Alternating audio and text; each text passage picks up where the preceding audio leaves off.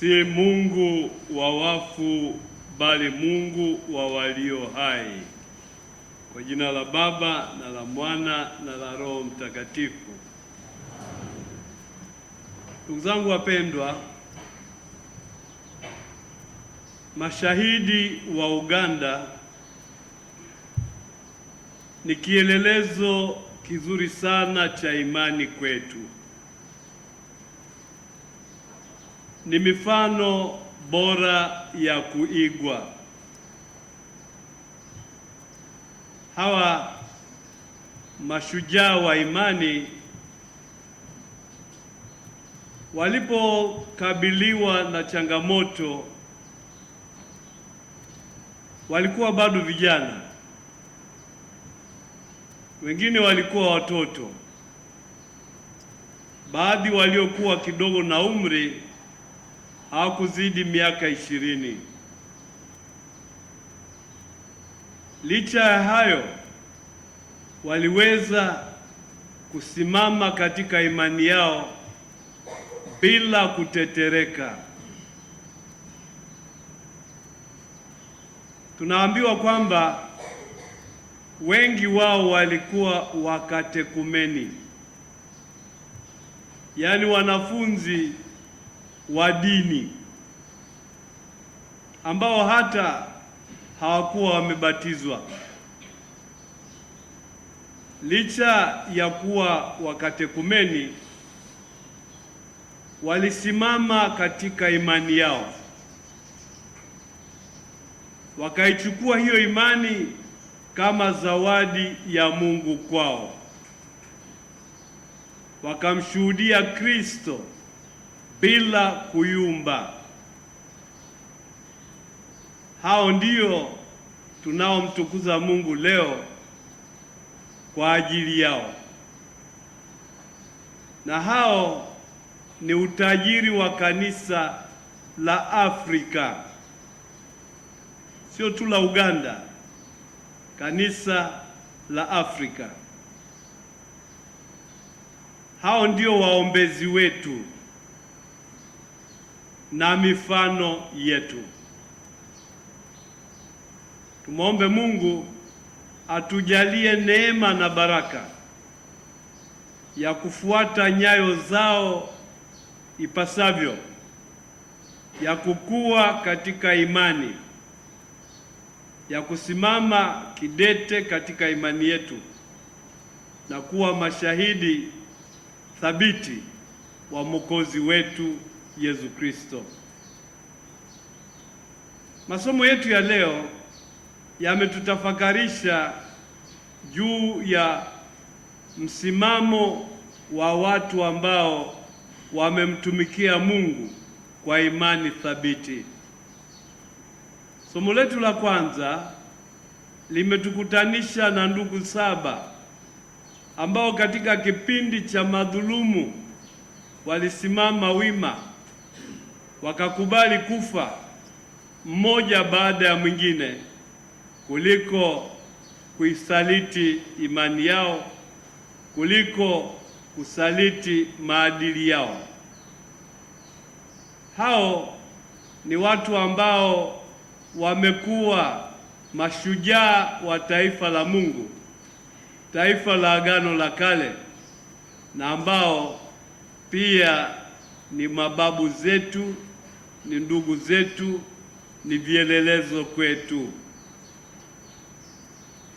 Katika somo la Injili tumetafakarishwa juu ya ufufuko. Tumesikia kwamba kuna Masadukayo ambao hawakuamini juu ya swala la ufufuko.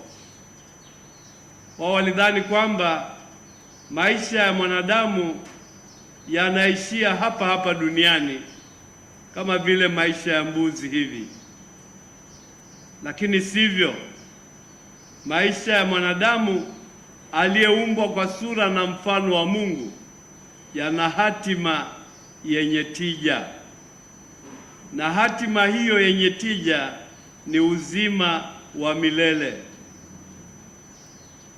Hiyo hatima ya uzima wa milele ni jambo ambalo tumestahilishwa Mwokozi wetu Yesu Kristo aliyeteswa, aliyekufa na aliyefufuka ndiye ametustahilisha uzima wa milele pamoja naye. Naye ametuita tuwe mashahidi wake. Vijana wapendwa, kwa namna ya pekee mashemasi ambao leo mnahitimu, mnamfuata Kristo na mnaitwa mtumwe mkaihubiri injili yake.